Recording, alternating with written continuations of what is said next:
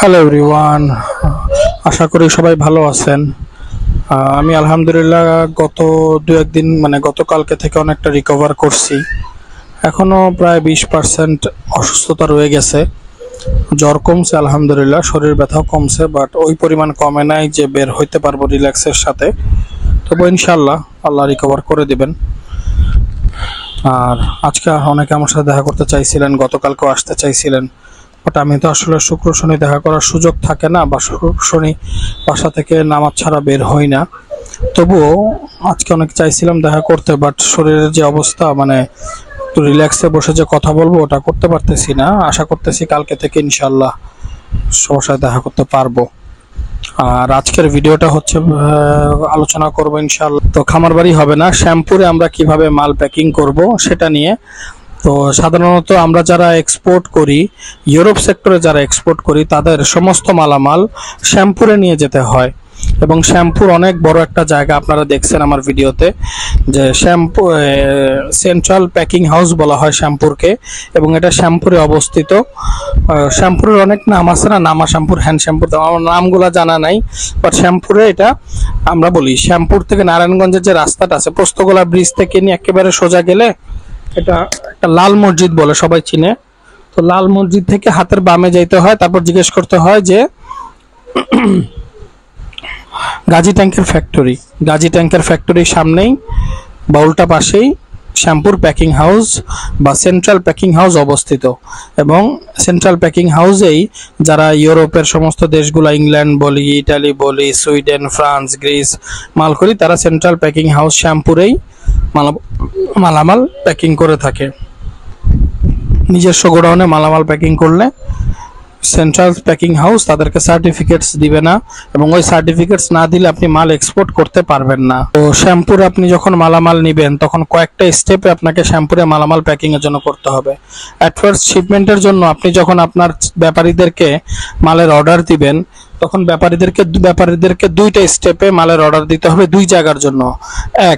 প্রথমত হয়তো তারা শ্যামপুরে আপনার সমস্ত মালামাল নিয়ে আসবে, আপনি শ্যামপুরে বসেই তাদের মালামাল থেকে আপনার নিজস্ব মালামাল বাছাই করে সর্ট আউট করে আপনি এয়ারপোর্টের জন্য প্যাকিং করে ফেলবেন। আরেকটা হইতেছে ব্যাপারী যে মালের অর্ডার দিয়েছেন সমস্ত মালামাল আপনার শ্যামবাজারে বা আপনার গোডাউনে নিয়ে আসবে। আপনি গোডাউন থেকে প্যাকিং করতে পারবেন না, গোডাউন থেকে আপনি সমস্ত মালগুলো শ্যামপুরে নিয়ে যাবেন, শ্যামপুরে অফিসারদের সামনে প্যাকিং করবেন। এই দুইটা জিনিস। কিন্তু মালামাল আপনি যেখানেই নেন, আপনার প্যাকিং শ্যামপুরেই করতে হবে এবং অফিসারদের সামনে করতে হবে। এটাই হইতেছে নিয়ম, এবং এটা ছাড়া আপনি অন্য কিছু করতে পারবেন না। তাই আপনার দুইটা রাস্তার মধ্যে যে কোনো একটা, হয়তো আপনার ব্যাপারীকে বলবেন শ্যামপুরে নিয়ে আসতে, আর নইলে ব্যাপারী বলবেন গোডাউনে নিয়ে আসতে। গোডাউনে আনলে একটা সমস্যা কি, গাড়ি থেকে একবার নামাবে, আপনি আবার গাড়িতে উঠাবেন, তারপরে এটা একটা সমস্যা। আর শ্যামপুরে যদি নিয়ে আসে, সুবিধা হলো একেবারে সরাসরি আপনি ব্যাপারীর কাছ থেকে নিয়ে ডাইরেক্ট প্যাকিং করতে পারতেছেন, হাত বদল করতে হচ্ছে না বারবার। সেদিন আমাদের যেদিন ইউরোপের শিপমেন্ট থাকে, আমরা প্রথমত শ্যামপুরে যাওয়ার আগে, মনে করেন আপনার আগামীকালকে ভোর 6টা বাজে আপনার মাল এয়ারপোর্টে রাখতে হবে। আজকে হইতেছে দুপুর কয়টা, ধরেন এখন 12টা বাজে, আগামীকালকে ভোর 6টার দিকের মাল এয়ারপোর্টে রাখতে হবে। আমরা কি করি, ধরেন আজকে এখন এই সময় আমরা আমাদের বাস্কেট, আমাদের কাগজ, সুতলি, মাল প্যাকিং করার জন্য বা ইউজ করার জন্য যে কাগজ লাগে, কাগজ, তারপর আম থাকলে আমের ঝুট, কস্টেপ, তারপর সিল মারার মেশিন, কলম, সাইন পেন, মার্কার পেন, যত ইউটিলিটি আছে সমস্ত ইউটিলিটি আমরা এখন থেকে রেডি করা শুরু করি। দুপুর 3টার মধ্যে এগুলো আমরা রেডি করে ফেলি। এগুলো রেডি করে আমরা গোডাউনে মজুদ রাখি এবং আমাদের সমস্ত স্টাফদেরকে ডাক দেই যারা শ্যামপুরে যাবে।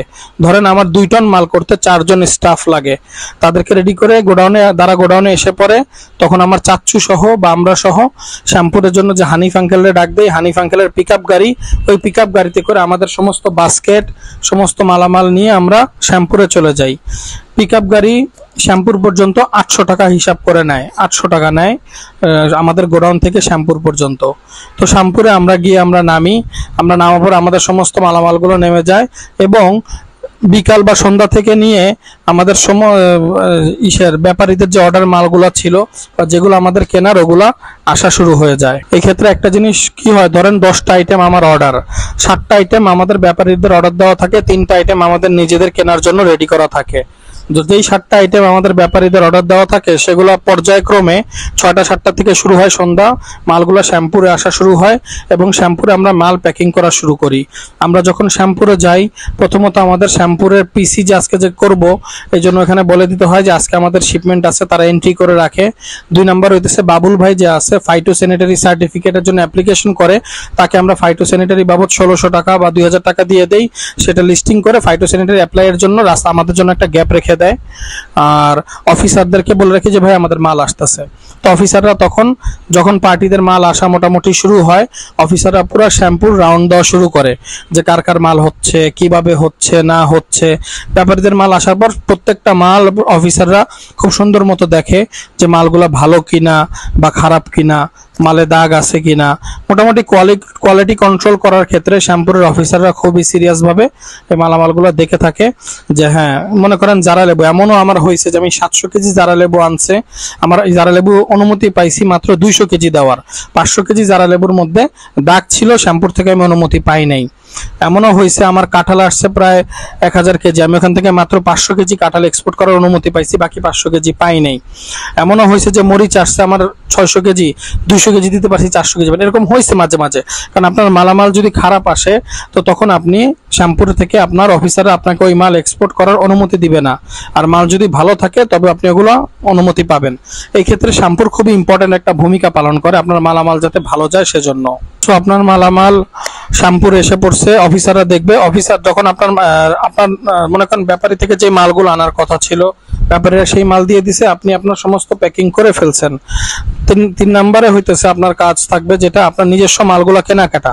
এই ক্ষেত্রে একটা কি হয়, আমরা যে সমস্ত মাল নিজেরা কেনাকাটার জন্য যাই সেগুলো কারণ বাজারে যায় রাত্রে 12টার পর যাইতে হয়, কারণ রাত্রে 12টার পরে গাড়ি আসে, তখন এখান থেকে নিজেরা কারণ বাজার থেকে অল্প কিছু মাল যেগুলো বাকি থাকে ওগুলো কিনে নিয়ে এসে আমাদের ফুল প্যাকিং শ্যাম্পুরে কমপ্লিট করতে হয়। ফুল প্যাকিং শ্যাম্পুরে কমপ্লিট করার পরে আমরা অফিসারদেরকে আরেকবার রিকল করি যে স্যার আমাদের সব রেডি, তখনও কিন্তু আমরা বাস্কেট কস্টেপ মারি নাই। অফিসাররা আসে প্রত্যেকটা বাস্কেট চেক করে যে হ্যাঁ লতি কতটুকু 200 কেজি, তারা মিলায় দেখে 200 কেজির বাস্কেট মোটামুটি 40টা বাস্কেট রেডি আছে কিনা, জারা লেবু কতটুকু 500 কেজির, সব কিছু চেক করে। ওভারঅল চেক করতে প্রায় 1 ঘন্টা সময় লাগে এক একটা কোম্পানির। তারা চেক করে তারা যদি বলে যে হ্যাঁ এখন আপনারা পিসি করতে পারবেন বা অ্যাপ্রুভাল পেয়ে গেছেন, তখন আমরা উপরে ফাইটোস্যানিটারি সার্টিফিকেট করতে চলে যাই। ফাইটোস্যানিটারি সার্টিফিকেট করতে গিয়ে বাবুল ভাইয়ের কাছে যাই, আমাদের ফুল শ্যাম্পুর থেকে একটা অফিসিয়াল পেজ দেওয়া থাকে, ওটার মধ্যে লিস্ট করা থাকে লতি 200 কেজি, জারা 500 কেজি, লাউ 200 কেজি, এইভাবে 10-12টা আইটেমের লিস্ট তাদেরকে আমরা দেই। তারা সমস্ত লিস্টগুলো সুন্দর করে সরকারি ফাইটোস্যানিটারি অ্যাপ্লিকেশনের মধ্যে তারা অ্যাপ্লিকেশন করে দেয়, সরকারি চার্জ কাটে এবং সার্টিফিকেট হয়ে বের হয়ে আসে। ওই সার্টিফিকেট পরবর্তীতে আমরা শ্যাম্পুরের যে মেইন ডিডি স্যারের কাছে নিয়ে যাই, তিনি অ্যাপ্রুভাল দিয়ে সাইন করে দিয়ে দেন এবং তিনি তার অধীনস্থদের জিজ্ঞেস করেন সব ঠিক আছে কিনা, তারা বলে হ্যাঁ ঠিক আছে, নিজেও আরেকবার চেক করেন, এসে চেক করে অ্যাপ্রুভাল দিয়ে ওই সার্টিফিকেটসগুলো আমরা আমাদের পিকআপ গাড়িতে মালামাল যখন উঠায় দেই, পিকআপ গাড়িতে আমাদের লোকের কাছে ওই সার্টিফিকেটটা দিয়ে দেই। আমাদের ওই লোক ওই সার্টিফিকেট গাড়িতে উঠিয়ে এয়ারপোর্টে চলে যায়। গাড়িতে যখন মালামাল রাখা হয় একটা নিয়ম হইতেছে যে শ্যাম্পুরে যখন আপনি মালামাল প্যাকিং করবেন এবং শ্যাম্পুরের যে নির্ধারিত যে গাড়িগুলো আছে আমাদের, ওই গাড়িগুলোর মধ্যে শ্যাম্পুরে যখন মালামাল প্যাকিং করার পরে গাড়িতে মাল উঠাবেন তখন সেই গাড়িটা শ্যাম্পুর থেকে তালা মেরে দেওয়া হয়। সেই পিকআপ গাড়িটা সাধারণত ওগুলো কভার্ড ভ্যান হইতে হয় এবং সেই পিকআপ কভার্ড ভ্যানগুলা শ্যাম্পুর থেকে তালা মেরে দেয় এবং এটার চাবি শ্যাম্পুরের নির্বাচিত কিছু চাকরিজীবী থাকেন, যারা অফিসার না, যারা চাকরিজীবী তারা এয়ারপোর্টে থাকেন। মনে করেন আমি বলি আমার শ্যাম্পুরে থেকে আমার গাড়িতে মালামাল ঢুকিয়ে কভার্ড ভ্যানে তালা মেরে দেওয়া হয়েছে, যেটার চাবি থাকবে শ্যাম্পুরেরই একজন কর্মচারীর কাছে যে কিনা এয়ারপোর্টে আছেন। আমার মালটা যখন এয়ারপোর্টে যায় ঠিক সেই তালার চাবিটা যেহেতু এয়ারপোর্টে লোকের কাছে আছে, তিনি সেই চাবি দিয়ে তালাটা খুলে নেন এবং 200 টাকা নেন, এবং যাতে আমরা শ্যাম্পুর থেকে বাছাই করে মালামাল দেওয়ার পরেও আমরা যাতে অন্য কোনো মালামাল আমাদের ইসের মধ্যে ঢুকাইতে না পারি, মানে আমাদের গাড়ির মধ্যে ঢুকাইতে না পারি, এটার জন্য এইটা এই জন্য করা হয় যাতে আমরা কোনো অবৈধ মাল বা শ্যাম্পুরের অগোচরে কোনো মাল ঢুকায় আমরা রপ্তানি নষ্ট না করি। সো এই জিনিসগুলো খুবই কঠোরভাবে করা হয়। এই কারণে ইউরোপের মালগুলো খুবই ভালো যায় মিডল ইস্টের মালের তুলনায়। তো এইভাবে মোটামুটি গাড়ি চলে যায় শ্যামপুর থেকে এয়ারপোর্টে। গাড়ি যাওয়ার পরে এয়ারপোর্টে যে পিসিটা আমাদের ম্যানেজার নিয়ে যায়, পিসি বা ফাইটোস্যানিটারি সার্টিফিকেট সিএনএফ এর কাছে দিয়ে দেয়, মালটা পৌঁছায় দেয়, বাস তাদের কাজ শেষ। তো এইভাবে শ্যামপুরে মোটামুটি আমাদের মাল সমস্ত কিছু প্যাকিং এবং প্রসেস হয়ে থাকে।